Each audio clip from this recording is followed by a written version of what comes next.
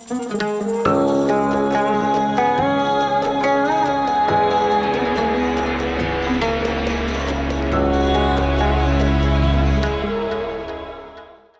רגילה בקיבוץ לדניאלה, אבל השם שלי זה דניאל. כשאני רוצה להשוויץ, אז אני משמיד דניאל, או כשאני רוצה להפתיע אנשים. מכיוון שבארץ חושבים שדניאל זה זכר, ואני מחכה בתור נניח לרופא, וקוראים דניאל וכולם מסתכלים, מה פתאום דניאל מופיע. אבל היום זה דבר יותר רגיל שיש בנות בשם דניאל. אז כשנולדת קראו לך דניאל? ודאי, כן. זה היה לפני? 82 עד מת 3. נולדתי באוקטובר 1940. בביזרת שבתוניס, אני אומרת ביזרת כי זאת העיר שנולדתי בה, וביזרת היא עיר שנקראת צרפתית בתוניס. זאת אומרת, יש תוניס ויש ביזרת. כך גם אלה שנולדו בביזרת חשבו על עצמם שהם יותר צרפתים ויותר אינטליגנטים וכל הסיפור. עליתי לארץ... אוקיי. בואי נספר, נלך שנייה לנשום. אוקיי. אני רוצה שתספרי לי על אמא שלך. אמא שלי? מה שמה ומתה? אמא שלי, יש לי ספר על אמא שלי. לאמא שלי קראו אריאט, שם המשפחה שלה עדד, והתחתנה עם אבא שלי בשם זיתון. אבל הסיפור המעניין אצל אמא שלי, אבא ז'ק. ז'ק, כאן קראו לו יצחק, אבל למעשה השם שלו זה ז'ק. הסיפור היפה ביניהם, אמא הייתה ממשפחה מאוד, היא הייתה יתומה מגיל 15, ואז היו סיפורי מעמדות. היא הייתה ממעמד מאוד נמוך, ואבא היה ממשפחה מאוד מפורסמת בביזרת. משפחה יהודית? יהודית, שהאבא שלו היה בקהילה יהודית. אנשים מאוד מאוד מוכרים. הם חיכו אחד לשני 10 שנים, ההורים שלו לא רצו שהוא יתחתן עם אמא שלי, ולפי הסיפור של אמא, הם חיכו 10 שנים עד שהאבא הסכים שאבא שלי יתחתן עם האמא. אמא שלי התחתנה בגיל 39, או 38 למעשה, ויש לי אחות שנולדה ב-39. רגע, אמא שלך התחתנה גיל 38, 38. הם חיכו, הם הכירו לפני זה, ומכיוון שההורים שלו לא הסכימו שהתחתנו, אז הם חיכו 10 שנים. והתחתנה בגיל 28. 28? 28. למה? סליחה, 38. בשנת 38. אמא נולדה 1909. צריך לעשות חשבון. 1909 והתחתנה בשנת 38? כן. בת 29.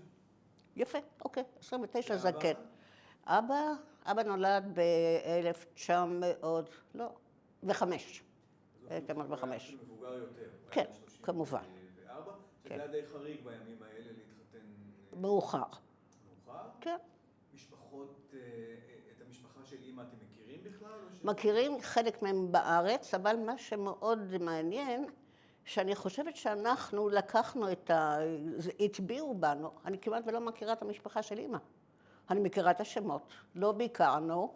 מי שהרבה יותר מוכר זה האחים והאחיות של אבא שלי. שתכף נגיע אליהם, אבל כן. דווקא בגלל שהסיפור של היתמות, כן. מי היו ההורים שלה, איך היא התייתמה? של אמא שלי? כן. קראו לה סווילה. יש לנו, לתוניסאים יש תמיד את השמות של ההורים שלהם. אז האחות השלישית שלנו קוראים לה שולה סווילה, על שם האמא שלה, בצרפתית יולן, כי יש לנו 2 שמות. דניאל זוהורה, על שם האמא של אבא, לאחותי מלכה קוראים רג'ין, סולטנה בערבית. אחר כך לכל אחד יש 2 שמות, על שם הדודים וההורים. איפה הייתי? המשפחה של אמך, מאיפה הם הגיעו? הם היו בתוניס, נולדו בתוניס, כן. לא. יש... תגידי, הם היו משפחה, אני מניח שכולם אז היו משפחות מסורתיות, כך או אחרת. את יודעת משהו על הסבא, על הסבתא? ככה. הסבא מצד אמא היה צורף. היו שם 7 ילדים. האמא הייתה, היא אפילו לא ידעה צרפתית, גם סבא לא ידעה צרפתית, מצד האמא. דרך אגב, גם ההורים שלי. דרך אגב, יש לי תמונה יופי של המשפחה של זיתון, עם הלבוש התוניסאי. הם לא ידעו צרפתית, ואימא שלי בגיל 15 התחילה לעבוד כדי לפרנס את האימא ואת האחים והאחיות. היא הייתה הבת השנייה במשפחה. כן, אימא שלי. ואימא שלי, גם כשהגענו לארץ, מאוד... תחתוך את זה, אני מקווה. אוקיי. היא התייתמה בגיל 15, נכון? משני ההורים? מאבא. נשארה אימא. מה קרה עם האבא? הוא פשוט... אבא חלה ונפטר. והם חיו בתוך אזור יהודי, ברחוב יהודי? לא היה. יכול להיות אני אפילו לא יודעת איפה הם חיו. אני יודעת איפה ההורים של אבא, מכיוון שלמעשה אנחנו אחר כך גרנו בבית של הסבא, כך קראנו לזה, הבית של סבא. צורף. מתוך של אבא. אבא של אבא. משפחת זיתון. הוא היה צורף, אמא לא עבדה. כשהוא נפטר, אני יודעת את הסיפור העצוב שאמא סיפרה לנו, כשהוא נפטר, הוא כנראה היה חייב הרבה כספים, אז היא אומרת שיום אחד נכנסו אליהם הביתה, ולקחו את כל מה שהיה בתוך הבית, השאירו להם רק שטיחים, והם למעשה ישבו על הרצפה, ואז קמה אמא, והלכה לעבוד קודם בגן ילדים, ואחר כך היא למדה צילום, וכך היא פרנסה את האחים ואת האמא ואת האחים שלה. נעצור רגע ונדבר על משפחת אבא. כן, אז כמו שאמרתי, אבא, הסבא שלי, היה ראש קהילה של ביזרט. היה, לא, אבל היו כמה, הוא היה שותף בהכנסת כלה ובפסח, אצלו היו המצות, ובאו לקנות אצלו, הייתה לו חנות מכולת. הוא קיבל גם תעודה מהמושל הערבי שם, בתור איש... זה הסבא שלה. זה הסבא שלי. אבא של אבא של האבא. תודה מכר. כן, שקראו לו יוסף זיתון. כי למה אני אומרת? מכיוון שיש לנו היום 3 נכדים שלו בשם ז'וזף זיתון. יוסף זיתון. אחד מהם זה אח שלי. לא היה אח שלא קרא לבן שלו בשם האבא. היו לו 6 אחים, הם היו משפחה של 9 ילדים. מאוד מכובדים. בשבילנו לראות זיתון, כל אחד ששומע שהשם שלנו זיתון, יודע שזה משהו. משכמו ומעלה. הם היו כל כך מכובדים שהם לא היו מוכנים שאבא שלך... כן, ככה זה בימים ההם. היום דרך אגב גם אצל הדוסים זה אותו דבר. בסדר, למה... כי ככה זה היה נהוג, שמשפחות טובות מתחתנים עם משפחות טובות, ולא מה שנקרא... איך אימא שלך הרגישה עם זה? אימא שלי שמחה מאוד להתחתן איתו בסוף. ואני יכולה להגיד שעד סוף הימים שלהם הרגשנו שזאת אהבה אמיתית, באמת. למרות חילוקי הדעות ולמרות שהיו ימים נורא קשים בארץ, עלינו בשנת 51. כן. אבל היא... אבל אימא שלך מול ההורים של...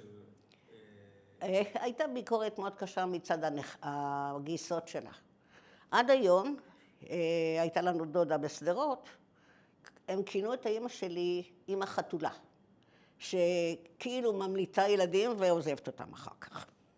הם לא אהבו אותה, לא יודעת למה. אין לי שום ידיעה, זאת אמא שלי, אני מגנה עליה. דימוי. כן, של חתולה, שהיינו 7, אנחנו 7 אחים ואחיות.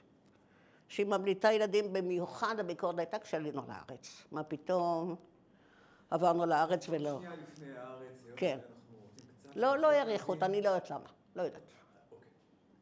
בואי ננסה להיזכר קצת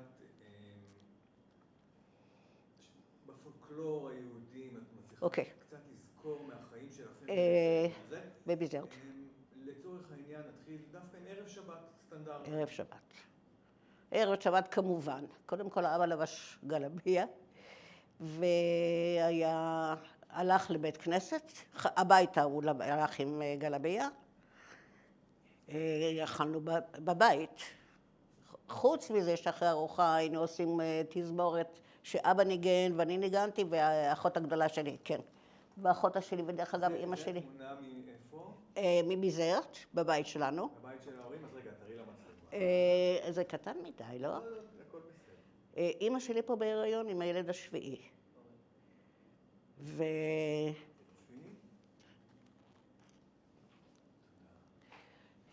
נדבר על זה, יש לנו פה עוד תמונות קצת. זה ערב שבת, וכמובן האוכל המסורתי ביום שישי זה הקוסקוס והקציצות ו20 סלטים. אימא. הבית שגרתם בו. כן. בית כבר מודרני? אני יודעת שחידשו קודם כל בבית של הסבא. אחרי שאנחנו עברנו לבית של סבא, אז קודם כל היה חשמל, והיה המשפחה היחידה כמעט הראשונה שהיה חשמל, ועוד בתוך הבית הייתה, התקרה הייתה עם גג פתוח עם זכוכית. כלומר, הייתה זכוכית, זה היה האור המרכזי, אבל זה היה הבית הכמעט ראשון בביזרט, שהתחבר לחשמל, ומודרני. זאת אומרת שמכינים חמין לצורך העניין לשבת כן. בבוקר? זה כלי מחרס, שקראו לזה קנון, עם שלוש רגליים, ועם פחם בפנים. ושם היו, אפשר הרי את הגחלים לשיר, זה היה מחמם את האוכל, ויותר מאוחר היה לנו גז. איך חיממו את האוכל? אני לא זוכרת. אבל כבר היה גז, כן, זאת אומרת שזה היה כן, ממש... כן, היה גז, כן. ובישלו אחר כך. עברנו 3 בתים, ובסוף... סגנון אוכל טוניסאי לחלוטין. למשל, מה אוכלים ביום שישי בערב? רק קוסקוס. קוסקוס עם איזה 6, 7, 8 סלטים, יד המלך. והקוסקוס הוא מאוד עשיר, כי זה הסולת המבושלת ומרק בשר בדרך כלל, ולייזה קציצות. אז ביום שישי זה רק אתם, לא המשפחה המורחבת? לא. בשבת בצהריים כן היו המתארחים האחרים, כל פעם אצל מישהו אחר. קראו לזה, הם באו אחרי בית הכנסת לאפריטיף, שזה בוכה זה ערק, סלטים כמובן, בולט, זה הקציצה של הטוניסאים, ואחר כך כל אחד היה מתפזר לביתו ואוכל את הארוחה עם המשפחה. איזה ילדות זאת הייתה? איזה מה? איזה ילדות הייתה? מאושרת. כן. מאושרת. למדתי בבית ספר צרפתי. היו שם. לא יהודי? לא. היו שם גם מוסלמים, גם נוצרים וגם יהודים. וזה בית ספר לבנות. זה לא בית ספר לבנים כמובן. וזה היה לימודי בוקר, אחר כך באים הביתה בין 2 ל-4, אוכלים ארוחת צהריים וחוזרים לבית ספר ב-4 עד 6. יש לי... עדיין שמרתי את המחברות שלי, שכשהיום אני מסתכלת עליהם אני לא מבינה מה כתבתי. כשהייתי בת 11, בית ספר מאוד קפדני. החינוך שם, אסור לך, כשאתה עובר על יד מורה אתה משפיל את הראש, אתה עובר קודם כל. מה הייתה התלבושת? יש כאן תמונה, תלבושת אחידה. אף אחד לא בא עם הבגדים שלו מהבית. אז קראו לזה טבליה, שזה סינר, שכל הכיתה הייתה לבושה אותו דבר. יכולת ללבוש למטה משהו אחר, אבל הכיסוי היה באמת תלבושת אחידה. אבא שלך התפרנס? אבא שלי היה צלם. לימים, אמא שלי לימדה את אבא שלי, כן, כאן זה שחור, אבל היו כל מיני צבעים. יש לנו סל של... זה תמונת בית ספר? בהליכה לבית ספר, 3 הבנות הגדולות יותר, אני כמובן האמצעית, וזה אחד מהסינרים, היתר זה כל מיני צבעים. אז אבא היה צלם ואמא הייתה צלם? אמא לימדה את אבא שלי לצלם. וואו. אמא שלי בגיל 18 למדה צילום. הם בכלל הכירו בחנות של תקליטים. אמא עבדה שם, אבא שמע מוזיקה, אבא שלי מאוד אהב מוזיקה. ושם הם הכירו הסבא שלך אהב שאבא שלך אהב מוזיקה? אני לא יודעת אפילו אם... לא, אני יודעת שלאבא שלי היה ויכוח מאוד גדול עם אבא שלי, הוא רצה ללמוד לנגן על כינור. וזה לא, מה פתאום כינור? זאת אומרת, אני חושבת שזה חלק יותר מוסלמי, יהודי מוסלמי, ואבא שלי היה הראשון שהלך לקבל אזרחות צרפתית. יש לנו אפילו את התאריך שזה היה. אז הוא היה מעין מורד בעצם? לא, אבל הוא היה כאילו יותר מתקדם. שנייה. המיקרופון רגע יצא... זה יותר טוב? לא, זה היה כאילו מתקדם יותר. הוא היה למעשה מנהל חשבונות. הוא עבד בארץ הוא היה מנהל חשבונות אחרי הרבה זמן, אבא שלך. אבא שלי. אוקיי, אבל לפני זה אנחנו... לפני זה, בתוניס הוא היה מנהל חשבונות, אחר כך הוא הפך להיות צלם, ולאבא ואמא הייתה חנות צילום, בביזרט, 2 אפילו. זאת אומרת, את כילדה זוכרת את חנות הצילום שלהם. בוודאי, חנות הצילום שלהם, והיינו משפחה עמידה, הייתה לנו כובסת, מכיוון שאז קיבצו בידיים כמובן. והיינו 7 ילדים, ואמא, והייתה לנו מלווה, מה שנקרא, כאילו מחנכת, הייתה יוצאת איתנו לטיולים. אמא שלי לא עבדה, הייתה חיה חיים טובים. קח בחשבון שבערך כל 2 הייתה בהיריון. ובין לבין צילמה או שהיא כבר לא צילמה? אני חושבת שהיא לימדה את... לא, היא הייתה יחד עם אבא בסטודיו, הם גם פיתחו את התמונות, הם רק צילמו. פיתחו את התמונות ו... ממש. כן. צילום של פעם. כן. יש לי המון צילומים שאמא צילמה, אבל לא הבאתי אותם. כמובן שהיה רקע עם פרחים או עם דברים כאלה, אמא עשתה גם רטוש. היא הייתה יושבת בלילות, אז קודם כל את הפילמים, היה לה מכחול דק שהיה, בשחור זה היה יוצא לבן, כלומר היא ידעה איפה לתקן, ואז היו תמונות בשחור לבן, אז היו לה גם צבעים. אנשים שביקשו תמונות בצבע, היא הייתה צובעת אותם עם צבעים מיוחדים. זה יותר מאוחר. גם פיתחו, למעשה אבא פיתח את התמונות. את מספר 2? כן. ומעלייך זה... מלכלה, חיה בשער עמקים. אין בנים? כן, יש קודם 3 בנות, שזה גם סיפור, כשהבן נולד, אחר כך זה 2 בנים, בת ובן. מה זה הסיפור כשהבן נולד? הסיפור של הבן קודם כל, הסבא, אבא של אבא, אמר איך עוד פעם, קודם כל כשהשלישית נולד הוא מאוד כעוס היה. והאח שלי נולד ב-24 בדצמבר, אז נורא פחדו, מכיוון שידעו שיקראו לו ז'וזף, אז נורא פחדו שזה יהיה כמו ישו. 25 בדצמבר שהוא עם חג המולד. כן, אבל הוא נולד יום אחד קודם, הוא יום אחד אחרי זה, אז הוא ניצל. כשיוסף נולד, סוף כן. סוף התקבלתם למשפחה? הסבא שמח, כי סוף כל סוף הוא היה כבר בן. סוף כל סוף נולד בן, אחרי 3 בנות. שהשלישית, הדודה אחת סיפרה שכשהוא נולדה השלישית הוא היה ממש... הוא קילל אפילו, אני אפילו לא זוכרת מה, אבל הסבא קילל, מה פתאום עוד 3? כעסו על אמא, שמה פתאום היא מביאה 3 בנות ולא בנים. איזה סבא הוא היה? אני לא זוכרת אותו כמעט, יש לי כמה תמונות, אבל אני חושבת שהוא בעיניי עד היום מייצג מאוד את המשפחה של זיתון, הזיתונים, מאוד, איך לקרוא לזה, קרים כאלה, גדולים, ובמיוחד אצל הדודים. אבא שלי היה שונה, אבא שלי היה יותר שובב מהאחים שלו.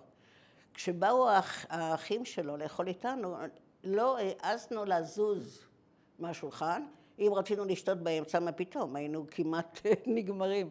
הם היו, חינכו את הילדים שלי, יש פתגם בצרפתית שאומר, משהו עם עטבים. אסור לזוז, אסור לדבר, אסור לצחוק, שוב דבר מאוד מאוד, כן. אבא שלי היה שונה. אבא שלי היה... וסבתא, אשתו של הגביר? אני לא זוכרת אותה. אני חושבת שהיא נפטרה כשאני לא הכרתי אותה. אני אומנם נקראת על שמה, אבל אני לא זוכרת אותה. גם לא זוכרת את הסבתא מצד אמא. לא הייתה לי את סבתא. אבל נגיד, אני חושב על ליל הסדר למשל. לא, לא היינו ביחד. לא הייתם ביחד? לא. אני חושבת שהוא נפטר לפני זה. רגע. סבא נפטר בזמן המלחמה. אני יודעת, מכיוון שהוא בא איתנו למקום של הדודים, והוא נפטר שם. אז זה היה ב-43, משהו כזה. את בזמן המלחמה ילדה קטנה מאוד. אני נולדתי ב-40. אז זאת אומרת, נולדת בתחילת המלחמה יחד? כן. המלחמה הגיעה אליכם? כן, מכיוון שאפשר לראות את זה בספר של הבת שלי, אני לא יודעת בדיוק, אבל היו הפצצות. אולי תספרי באמת שהבת שלך... הבת שלי עשתה דוקטורט על העיר ביזרט. אז בואו נכבד אותה ונקרא... כן, קוראים לה אפרת לפידות, זאת אומרת, אפרת רוזן לפידות, כך היא קוראת לעצמה. היא עשתה דוקטורט. עשינו סיור בביזרט, יחד איתה, והיינו 6 אחים ושני קרובי משפחה מצרפת, וחזרנו לכל המקומות שגרנו שם, כולל בית הספר שגרתי שם. והיה מאוד מעניין מכיוון שאני סיפרתי איך היה בית הספר. יש תמונה באמת של... אין לי של בית הספר. של ביזר, לא, של ביזר, אבל... של ביזר רואים רק את הנמל. תראי לנו קצת רגע מה רואים, ואז נמשיך את הסיפור. כן. תראי כל פעם. קודם כל, זה הדלת של הבית של הסבא. לצערנו לא היה שם אף אחד, אז לא יכולנו להיכנס. זאת דלת הכניסה לבית של הסבא. כאן הבת שלי, אפרת ואני. לצערנו לא יכולנו להיכנס, מכיוון שאנשים בדיוק היו בתוניס. זאת תמונת ילדות, חדר שינה של ההורים. אתם רואים את הרדיו הגדול? וכמובן את הסרטים על הראש היינו... לבשנו אותו דבר. הייתה באה אלינו תופרת, והייתה תופרת, אפשר לראות את זה על חוף הים. את הבגדים, תואמים אחד, כמו הדוסים היום. גם אצל הדוסים היום הילדים לובשים אותו דבר. וטוב, זה ערב שישי אצלנו. ראינו, וזה הנמל הישן שהיה מאוד קרוב לבית שלנו. לוויה פור, בצרפת. אז עכשיו, כן. אני עוד רוצה טיפה, אז אם ליל הסדר לא עשיתם עם סבא, או שאת לא זוכרת. נכון. הוא לא היה. היינו במלחמה, אנחנו תכף נחזור למלחמה. כן, כן. אני חותך את זה רגע כן לנסות עוד לפני המלחמה לדבר על חג שאת כן זוכרת מתוך... הסדר אני בהחלט זוכרת. קודם כל, ההגדה הייתה כתובה עברית, ערבית. אבא היה קורא את העברית, אבא ידע עברית. כשבאנו לארץ הוא ידע עברית. הוא למד בכותב, אבא? בטח. בטח, כל האחים למדו בכותב. גם האחים שלך? לא, הם היו קטנים. אני הייתי בת 3 וכולם אחריי היו קטנים, ישר לחדר, לבית הספר והארץ. אז אבא ידע עברית? אבא ידע עברית, קרא את ההגדה בעברית, ומיד קרא את הדף בערבית. אני זוכרת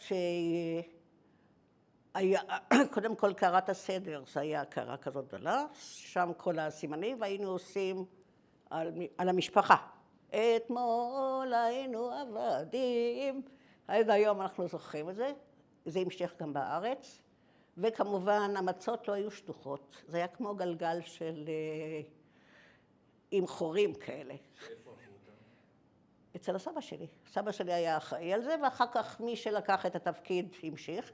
אבל הייתה קהילה יהודית. הייתה קהילה יהודית, וידעו בדיוק איפה לקלוט את המצות. כמובן שאכלו כשר. אמא הייתה מכשירה את הכלים. לא היו כלים לפסח וכלים, הייתה מגעילה אותם, מה שצריך. הייתה טוחנת את התבלינים בתוך מכתש ועלי. נקה באופן... כן, בוודאי, בוודאי. היה סיפור מאוד מצחיק. היא לא ישנה בלילה. אמא שלי הייתה אישה מאוד חרוצה. אז היא נקטה את המטבח במיוחד. היו שמים ניירות, מנקים את כל הארונות, מוצאים החוצה, ואבא לבש גלבייה, לבנה. אז הוא ככה נכנס למטבח והיא נורא נבהלה, כי פתאום היא רואה איזה דמות. היו סיפורי שדים בתוניס, היו יושבות השכנות וכל אחת הייתה מספרת את איזה דמות היא ראתה. וסיפרו לנו, אני זוכרת עד היום שתיארו אותם לבנים, כאלה דמויות לבנות, והבטיחו לנו שבארץ ישראל אין את השדים. אז לכן כשאבא נכנס למטבח עם הגלבייה, אמא נורא נבהלה. אבל היא נקטה את המטבח, היא תכנה את התבלינים, כן, מאכלים תוניסאים בלי תבלינים. את זוכרת את ראש חודש ניסן? לא. כי זה אירוע מהחגים מאוד, סעודת יתרו אני זוכרת. סעודת יתרו שזה חג של הבנים. אז היו מכינים לכל בן עוף, לא עוף, יונה. זה היה. ואוכלים בכלים מאוד מאוד קטנים. זה סעודת יתרו. זה מתי? לפני פורים. סעודת יתרו לפי הפרשה של יתרו. מה עוד חוץ מפסח? שבועות, חג המים? כן, שבועות בוודאי שכן. חג המים לא, אבל אמא הייתה, קודם כל לא היו מחלי חלב בתוניס, כמעט. אמא הייתה מכינה את הלבן לבד, והייתה עוגה מיוחדת עם הרבה סומסום, המון חמאה, שאני עד היום זוכרת את הצנצנות שהייתה מכינה את הלבן, הייתה לוקחת חלב, שמה בפנים לימון, אני חושבת, בערב ולמחרת היה לנו לבן, או קראו לזה לקיה, עם גושים כאלה. הייתה לנו מנורת שמן, שהיו מדליקים בשבועות והיו שמים בפנים מטבעות זהב וכסף, אני עד היום זוכרת אותם, הם פשוט נעלמו. לא יודעת מה המנהג, אבל זה היה, היו מדליקים אותה ושמים בפנים את המטבעות זהב. אל תשאל אותי למה, יש הרבה דברים שאני לא יודעת. ימים נוראים, ראש השנה, יום כיפור. יום כיפור, במיוחד בתוניס, היו מפנים, נכנסים להתפלל בתוך אולם קולנוע. מזיזים, לא יודעת איך הזיזו את כל הכיסאות, שטיח אדום, ועומדים ומתפללים. היינו הולכים שם לקראת ערב, לקראת הנעילה, והדבר שאני הכי זוכרת, שאבא היה עוטף את כולנו עם הטלית שלו. זה מנהג של תוניסאים, אבא פותח את הטלית וכל המשפחה נכנסת בברכת הכהנים. אני זוכרת את כולנו בתוך הטלית בצורה מאוד... תגיד לזה, זה משהו ש... כן. כילדה? כן, כן, זה להיות כולם ביחד, מתחת למשהו שאתה מרגיש מוגן, אתה מרגיש בתוך משפחה. דרך אגב, עד לפני שנתיים, עד לפני שנה, אני כל ערב כיפור נוסעת לחברה שלי שגרה במודיעין, בקריית ספר, כי יש להם בית כנסת ספרדי ליד הבית, ואני שומעת את כל התפילות בשפה שלי עם כל הניגונים וכל אפילו הריח. היינו לוקחים חבוש, תוקעים בו, עוטפים אותו עם ציפורן, ואת זה היו מריחים במשך כל התפילה. אז יום כיפור בשבילי, הוא עד היום, אני הולכת ואני מתפללת, כי אני למדתי להתפלל, חזרתי בתשובה וחזרתי בשאלה קצת אחר כך, וכשאני מתפללת אני רואה את כל הדודים שלי, זה נורא מעניין. אני זוכרת, אני יודעת, אבא שלי ככה התפלל, הסבא שלי התפלל ככה, אני מרגישה את זה. בגיל 5, כן. מסתיימת מלחמת העולם כן, השנייה. כן. אתם עוד חיים, אתם הולכים לבית ספר. כן. החיים לכאורה עדיין כן. מתנהלים כסדרה. כן. מה קורה הלאה? אבא נשלח למחנה עבודה בתוניס, אנחנו גרנו בביזרט, אבא נשלח לתוניס, לא יודעת. בזמן אני יכולה... מלחמה? כן, אז כן, באיזה שנה? כשהגרמנים נכנסו. אני חושבת שזה היה, הייתי אולי בת 4, לא. יוסי נולד, אמא הייתה, יוסי נולד ב-44, 43, 44, מכיוון שאמא שלי הייתה בהיריון. אני זוכרת שהיינו מסתתרים מתחת למיטות, כי היו הפצצות. מי נגד מי? אל תשאל אותי. אני זוכרת שהיו חיילים בביזרט, היו הרבה קרטינים. אני זוכרת כושים. היו גם אנגלים, גם אמריקאים, ואנחנו כולנו נסענו לבית של דוד ודודה, שגרו, קראו לזה הממליף, שזה היה המקום של הביי, אז הוא היה מוגן, כאילו אף אחד לא התעסק שם. אבא לא היה, הייתה רק אמא. ועם עוד כמה דודים ודודות, יש את התמונה הזאת של כל הילדים שיושבים על המרפסת, זה משם. תמונה קטנה שמראה שם, קטנה כזאת. זו תמונה... רואים, זו תמונה שאנחנו יושבים, כל הילדים שבאו, זה מ-43, הנה אמא כתבה כאן. כאן היא כתבה בצרפתית, בזמן האוקיפציון, לא? הכיבוש הנוראי, 1943. אבא לא היה. כשחזרנו לביזרט, אל תשאל אותי כמה זמן. משפט נורא כן. קל להגיד אבא לא היה. כן. מה זה אומר שאבא לא נמצא? אנחנו לא ידענו אפילו איפה אבא. את זוכרת שהוא נעלם? לא. לא. כי היינו כל כך הרבה ילדים וכל כך הרבה דודים. חוץ מזה, באמת, הייתי בת 3. אז אני לא זוכרת כל כך את ה... את אימא, לא, לא. זה הייתה, חיינו בקהילה. חיינו בקהילה, היו שם 3-4 דודים, אחים של אבא, ובבית, והיינו כל הזמן עסוקים בילדים. הדודים לא לקחו אותם? לא. כמה שאני זוכרת, לא. היו הרבה נשים יותר. אתה שואל, היא ילדה בת 3. כן. כשחזרנו לביזרט, לבית של הסבא כמובן, אבא עוד לא היה. הבית היה ריק לחלוטין, היה חול ואבנים. כנראה שלא יודעת מי נכנס לשם, לא נשאר כלום. לא מיטה, כלום. הסבא היה? אבל לא היה. והסבא? הסבא נפטר בזמן המלחמה. אז כשחזרנו זה היה אחרי 43, אני חושבת ש-44. לא, עוד לא, כי אח שלי נולד ב-44. אז אבא חוזר? לקראת סוף 44. את זה את זוכרת? לא. לא, זה לא היה, כן. פתאום הוא קיים. כן. אני אפילו לא זוכרת, אני רק אומרת, אם אח שלי נולד ב-44, אבא בטח היה בברית, אז אני כבר לא כל כך יודעת מתי הוא חזר. מתישהו לייצר אותו. כן. אז הבית היה ריק לחלוטין, ואמא ידעה לצלם. לא היו מקורות פרנסה. אז היא החליטה שהיא פותחת חנות צילום, שמה פתק בחוץ, כאן מצלמים, והגיעו אנשים, לא היה, לא, הייתה לה מצלמה. אני לא יודעת מאיפה, היא סחבה את המצלמה, עד היום אני לא יודעת איך היא עשתה את זה, גם כשעלינו לארץ. היא כתבה, מצלמים כאן, לא היה לה פילם, לא היה לה נייר, היא לא יכלה לפתח שום דבר, לא היה לה, חוץ מצלמה, לא היה לה שום דבר. אבל היא החליטה שהיא מצלמת. כשאנשים הגיעו להצטלם, היא אמרה להם ככה, אני עכשיו אצלם אתכם, אבל אתם תיתנו לי חצי ממה שעולה תמונה, ואם זה יהיה בסדר, תבואו בעוד 3 ימים, תראו אם זה בסדר, אם לא, אני אצלם אתכם עוד פעם אחת. מה שהיא עשתה זה מהחצי שתשלום, היא הלכה וקנתה את החומרים, וכשחזרו היא אמרה, אני מצטערת, הצילומים לא יצאו כמו שצריך, וצילמה מחדש. כן, לא, היא הייתה, באמת. אני חושבת כשהגענו לארץ היא לא ידעה בכלל עברית. אבא שלי ידע. אוקיי. ועד שאבא הגיע, והם כבר באמת, לא יודעת מאיפה הגיעו הרהיטים, אבל זה היה בבית של הסבא, ושם עד שבאנו לארץ היינו שם. בבית של הסבא? בבית של הסבא.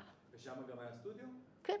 היה עוד חדר אחד, יש לי תמונה אחת שרואים את ה... חוזר בסביבות 44, 43, כן, כן, כן, כן. ואתם בעצם עכשיו, בשנים האלה, את חוזרת לשגרת בית כן, ספר, כן, כן. חגים, כן. ואז מה? זהו. חיים טובים. חגים לשמוע. חיים טובים, בית ספר, לימודים. אז למה עזרתם? הגיעו סוכנים של הסוכנות היהודית, והתחילו לאסוף את היהודים ולספר להם על ארץ ישראל.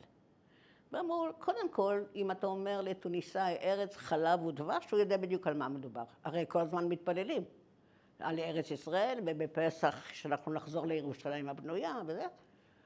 יודעים מה זה ארץ ישראל. והאמת שהעסקים כבר לא היו כל כך טובים. אני לא יודעת מה לא היה בסדר, אבל החנות הצילום לא כל כך הצליחה, אבא החליף... יחסים עם הערבים? לא יודע באיזה שנה, ביזרט עיר נמל. הגיעה אונייה, ישראלית אני חושבת, והערבים הלכו ורגמו אותה. ולנו זה היה נורא מוזר, כי הערבים היו החברים הכי טובים שלנו. אנחנו אומנם לא ישבנו אצלם בבית, אבל הם היו חברים מאוד טובים שלנו. הייתה חנות על יד הבית שכל הזמן היינו על ידם והכל היה בסדר. יהודים וערבים הסתדרו יפה מאוד. אז זה כבר היה משהו, איזה שינוי, במיוחד שישראל קמה, היה איזה שינוי באווירה, במיוחד אחרי האונייה שנרגמה, והסוכנים שהגיעו. אנחנו עלינו ב-51. את זוכרת את זה? בוודאי שאני זוכרת, הייתי בבית ספר. את העזיבה של הבית? בוודאי שאני זוכרת, כי בא דוד וארז איתנו את כל אמרו לנו שלא צריך רהיטים. את ילדה בת 11, יום חיה את חייה. כן. אמא באה הלכתי לבית ספר בבוקר, אפילו אמרו לי, אל תיפרדי מהחי, כי הייתי צריכה לחזור אחר הצהריים. אל תגידי שלום, אל תגידי לאן את נוסעת. והיה לי נורא עצוב, מה שאני עשיתי בחוכמתי הרבה, לקחתי את הילקוט שלי עם כל הספרים, עם כל המחברות. הדוד שלי עזר לנו לארוז את הבית, את התכולה של הבית, בתוך ארגזים כאלה מעץ גדולים, שאחר כך היא הפכה לארונות. כשהיינו במעברה כאילו היו ארונות. ועד היום יש לי את המחברות שלי, מגיל 11. זהו, ואני זוכרת שנסענו במכונית לנמל, נסענו באונייה. נסענו באונייה לצרפת, היינו שם במחנה מעבר, בשם קאן ד'ארנס, היינו שם 3 חודשים, אני זוכרת את האוכל שם, אני זוכרת שהיה כלב שנכנס אלינו הביתה, אני זוכרת שאמא טחנה אטריות כדי להכין לנו את הקוסקוס של יום שישי, שחס וחלילה לא יהיה משהו אחר ביום שישי. את זוכרת מצב רוח? מצוין. כי מה? כן, כי בסדר, כי קיבלנו אוכל מהמטבח המרכזי, חיינו בתוך, זה היה בתים ארוכים, כמו של האנגלים, אני חושבת, ברקים כאלה. כן, שההפרדה הייתה עם שמיכות, תלו שמיכות בין משפחה למשפחה. אנחנו טיילנו, הילדים, היינו חופשיים, אנחנו כתבנו ברכים, וזה בכלל לא עניין אותנו מה אנחנו עושים, מה אנחנו לא עושים. כעבור 3 חודשים. כעבור 3 חודשים עלינו לארץ, וכשהגענו, הגענו לשני אוהלים, כי היינו משפחה גדולה.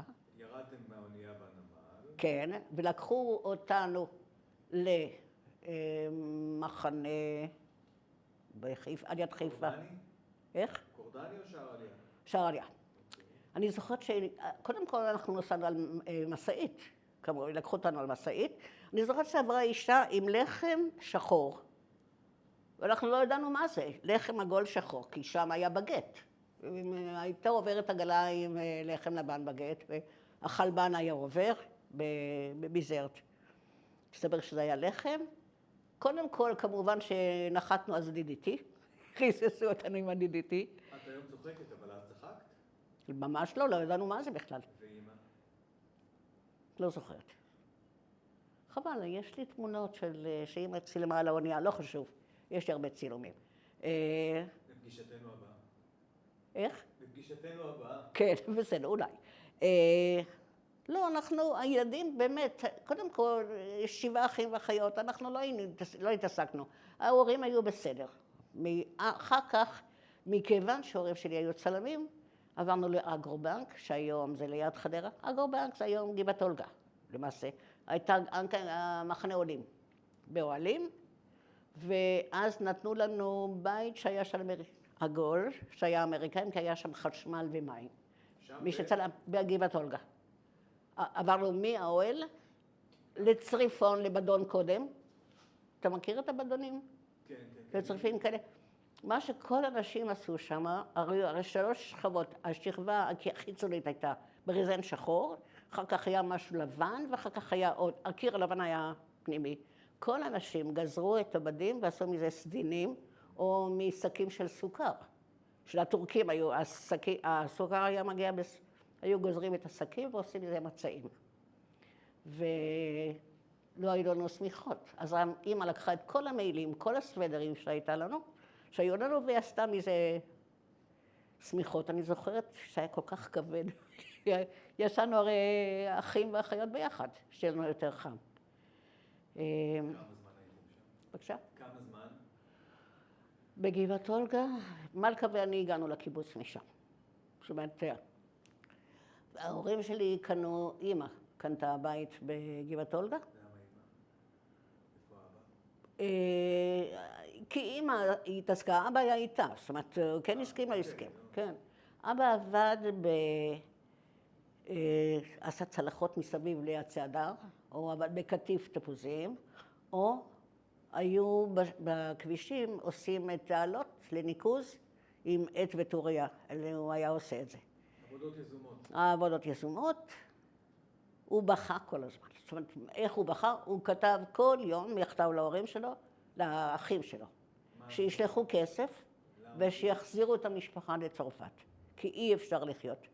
פגשתי אחר כך דודה שלי שנפטרה בינתיים, הייתה בשדרות, היא אמרה שהם כשהם ראו שמגיע מכתב מאבא, כולם היו באבל.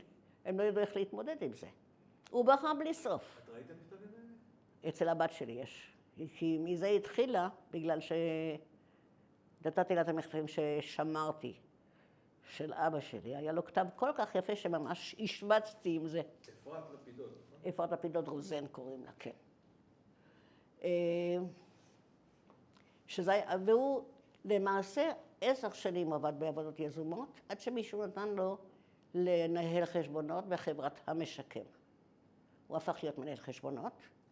הוא עשה, כן, הוא התפייס, מה שנקרא. אל תשכחו ש-51 הייתה הפרדה בין ספרדים ואשכנזים. היו ווזים ושחורים. עכשיו... תספר אותנו שנדע. אני תמיד צחקתי, הייתי עושה, בהתחלה כולם אמרו לי, טוניסאית עם עיניים כחולות, פתאום טוניסאית עם עיניים כחולות. אמרתי, מה, הדודים שלי עם עיניים כחולות, מה זאת אומרת? יש גם עיניים כחולות. אחר כך כבר הפכתי את זה למשחק. הייתי באה ומסתכלת, ומתנחש מאיפה אני, אז היו אומרים לי, רומניה, לא, אני טוניסאית, אף אחד לא האמין. הייתה אפליה נורא גדולה. באמת הייתה אפליה. אמא שלי התחילה לעבוד בבית חרוש לשימורים, קראו לזה פריזה. איפה? חדרה. גבעת אולגה הייתה נוסעת הם נשארו בגבעת אולגה? כן. אבא נפטר בגבעת אולגה, ומשם אמא הגיעה אחר כך לשער העמקים. אחרי שהתאלמנה, כן, הם נשארו בגבעת אולגה. אמא עבדה שזה היה קרוב לחדרה, אחרי תחנת הרכבת בחדרה, והיא עבדה לילות, היא עבדה ימים, היא הייתה לוקחת משמרות בלי סוף, והייתה חוזרת בלילה, ברגל, זה 3 קילומטר בין מקום לשני. מתי ומלכה באתם לכאן? בבקשה? מתי באתם לפה? אני הגעתי להנה ב-54, יחד עם אחות שלי. 3 שנים אחרי. כן, כן. איך, למה? הסתובבו בגבעת אולגה, אני זוכרת עד היום, את לא מכירה את עומרי, היה, יוחנן עומרי. הוא גם עבד בסוכנות, אני חושבת שהיה לנו גם בן דוד שגר בכרמיה, והוא עשה את כל ההליכים כדי ששתי הבנות הגדולות ייכנסו לקיבוץ. הייתי, כן, כן. והגענו לשער העמקים. לפני שהגענו לשער העמקים, הראו לנו מה זה קיבוץ. לא ידענו מה זה קיבוץ, לקחו אותנו לגן שמואל, אני חושבת, וכדי שנראה מה זה קיבוץ. התיישבנו על שולחן עגול, היינו איזה 8 ילדים. האוכל במעברה היה, היינו אוכלים הרבה פרוסות לחם עם הריסה. או אם אפשר היה לקנות דג מלוח, זה מה שאכלנו. הצלחתם לחגוג איזה חג במעברה, כמו שבתות אני זוכרת. שאבא היה כל כך... היה מצב כלכלי מאוד קשה, מאוד מאוד קשה. הימים הרי שלי באמת, האמא הייתה קונה נניח 2 שמנת ומחלקת לכולם. עוף בשבת, היא תמיד אמרה שהיא אוהבת את הרגליים. הרגליים, כן, לא הפולקס. היא אוהבת את הרגליים ואת הצוואר, זה מה שהיא אוהבת. היא הייתה צריכה לחלק עוף אחד ל9 אנשים. רק אחר כך, כשהגיעה לשער העמקים, מסתבר שהיא אהבה כבד, היא כבר אמרה באמת מה היא אוהבת. וכשהגענו לגן שמואל, ישבנו והיינו גם ירקות וגם חביתה, והחביתה הייתה בצלחת, עשו סיבוב שהגיע אליי, כבר לא הייתה חביתה, כי כל אחד לקח עוד קצת יותר. הגעתם לפה ונכנסנו לקבוצת ילדי חוץ בהתחלה. כל כך שמחתי עם הטיולים של הקבוצה והברכה, זה היה מדהים. היינו נוסעים... זה פער נורא גדול. מאוד מאוד גדול. איך מגשרים עליו? אני לא יודעת להגיד לך, אני רק יודעת שהיינו עושים פעם בשבועיים הביתה. היה לוקח לי תמיד יומיים להסתגל מחדש, או הביתה או לשער העמקים. זה היה, אני בפירוש זוכרת שהייתי בדיכאון, לפחות יומיים בין אחד לשני. כמובן, כשהיינו חוזרים בחופשות הגדולות, החגים והחופש הגדול, היינו באים הביתה והלכנו לעבוד עם אמא בבית החרושת כדי שיהיה עוד הכנסה. אמא שלי נקטה בתים של המנהלים, גם עם הצילום, היא עשתה גם בצילום, גם בעבודה בבית החרושת וגם נקטה בתים, נקטה בתי ספר. יום אחד היא נפלה, מכיוון שהיה לה 39 חום, והיא הלכה לעבוד בכל מקרה. אז היא התעלפה. ואז הכביסות היה ביד, זו היו מכונות כביסה. הייתה מכבסת את ה... אבל היא מאוד אהבו אותה, תגמלו אותה, באמת. בית החרושת היו נוהגים... היית קרובה אליה? בבקשה? היית קרובה לאמא? לא.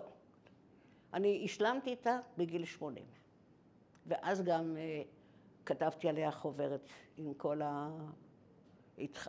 התחלתי להעריך מה היא עשתה, מכיוון שהיו לה חיים מאוד קשים. ורק אז הערכתי מה היא עשתה, כדי היא הכניסה... אבל נוצר המרחק ביניכם כשאת באת לכאן? לא, גם כשישבנו עם אמא שלנו, בחיים לא חיבקה אותנו ולא נשקה אותנו. היה לנו מין מרחק כזה, אני לא יכולה להגיד שהיא לא אהבה אותנו. היא מאוד התפארה בנו, הייתה שולחת תמונות למשפחה בצרפת. אבל כי זה היה אי? כי זה לא כן, מתאים... אני לא יודעת, היא הייתה עסוקה, היא הייתה מאוד עסוקה. כי זה לא... אי אפשר להגיד שבתוניסיה לא מחבקים. שם הייתה מטפלת. אמא ישבה, הייתה בהיריון. זה מה שאני זוכרת מאמא, כן? זה לא אומר שהיא הייתה כזאת, אז זה זיכרון הילדות שלי. ישבנו ודיברנו עם האחיות שלי, אז נסתבר... כשהיא ראתה את אבא נכנס לדיכאון הזה, כן. היא שמרה על הבית בעצם? בוודאי, כן, היא הלכה ועבדה, ואני זוכרת עד היום את התמונה שהייתה חוזרת הביתה, והוא היה יושב, והוא עשה המון תשבצים בעברית. כשהיה בדיכאון, היה כותב לאחים ואחיות שלו, ופותר תשבצים בעברית, מהעיתון. היא הייתה באה עם השטרות, עושה כמו מניפה כזאת, היא עשתה לו, הייתה עושה לו ככה. אבל הם היו, אבא שלי היה מאוד עצוב, הרבה פעמים הוא הפך את הבית, בגלל התסכול שלו. היא הייתה במשפחה קשת יום, היא ידעה מה זה. חוץ מזה שאני חושבת שנשים בדרך כלל הן יותר לביאות, הן מביאות את התה. יש לנו, דניאל, לא הרבה זמן. כן. לקחת מימי בחרותך בשער המקים? עד עכשיו, עד ימינו. אז בואי ננסה... קודם כל אני חזרתי לפני 14 שנה לשער המקים. הסתובבתי, אני עברתי בחיים שלי 24 בתים שונים. הגעתי מערד אחרי שהייתי שם אם בית בפנימיית באולפנה של בנות. מאיזה שנה? לפני 14 שנה. רגע. התחתנתי עם בן קיבוץ.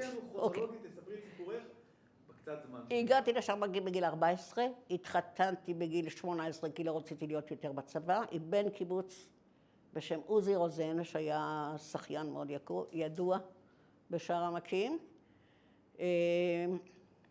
ב-62 עזבנו את הקיבוץ לחדרה להורים, בחזרה, ומשם עברנו לרמת גן. עוזי היה נהג משאית, היה נוסע לאילת, לחזור עם ירקות. התגרשתי, התחתנתי שנית. יש לי עוד בת מהבעל השני, שניהם נפטרו כבר.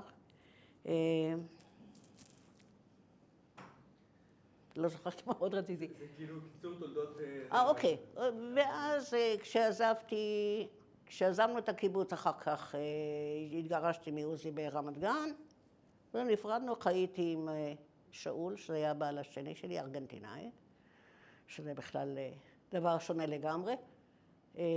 ומשם, אחרי שהתגרשתי משאול גם, הגעתי אני שוב אומרת, 22 בתים עברתי, עד שהגעתי לערד, שם הייתי קרוב ל10 שנים, וכשפיטרו אותי בגיל 62 אמרו לי, גברתי, את לא ממשיכה איתנו. חיפשתי מקום להיות בו. אבל אני חייבת להגיד שהבת הרביעית שלי חלתה. הייתי חייבת לעזוב מכיוון שהייתי צריכה לטפל בה. והגענו, כן. היא הייתה בת 18 כשהיא התחילה לחלות, והייתי חייבת להיות איתה. היא הייתה אצל אבא שלה שטיפל בהתחלה, אחר כך, בקיצור. חזרתי לשער המקים, מצאתי כאן, שאלתי אם אפשר לגור בשער המקים, היה הרבה יותר קל לטפל בה. עד היום אני בקשרים מצוינים, היא מתאשפזת וחוזרת הביתה. ילדה מדהימה, שלימדה אותי להיות אימא, באמת, לימדה אותי להיות אימא. ואני מאושרת שחזרתי לשער המקים. אני חושבת שזה היה הדבר הכי חיוני וחשוב, ואני ממש מאושרת. ואמא שלך הגיעה לפה מתי? אמא שלך סבא נפטר ב-69. זאת אומרת, היא הייתה כאן ואת עזבת. כן. אמא נפטרה ב-83, היא גם לא הכירה את הקטנה שלי, את הבת הקטנה שלי. גם היא הייתה מאושרת, היא עבדה במכבסה, במחסן בגדים, היא עטפה ספרים, היא נחה, מה שנקרא. היא הגיעה למנוחה ולנחלה. אבל אני מרגישה אותו דבר. מה אנחנו רואים כאן? סבא וסבתא שלי עם האחים שלו, אחים וגיסות. ב-1900, צריכה להסתכל, 1900, לא, 1896, סליחה. עכשיו הם כאן בתלבושת המקורית התוניסאית. אבא שלי לא הלך ככה, כבר הלכו עם לבוש. עכשיו, זה הבית של הסבא, למעלה יש כיתוב פוטו אקספרס, זה היה המקום הצילום של ההורים שלי, מכונית של הדוד. ומה זה? וזה דפנה, המחברת שלי בתוניס, בגיל 11, זאת אומרת, כשבאנו לארץ, ככה כתבנו. היא כמובן עם דיו, כן? זה לא היה כסף ודיו, היה על השולחן. אחד הדפים.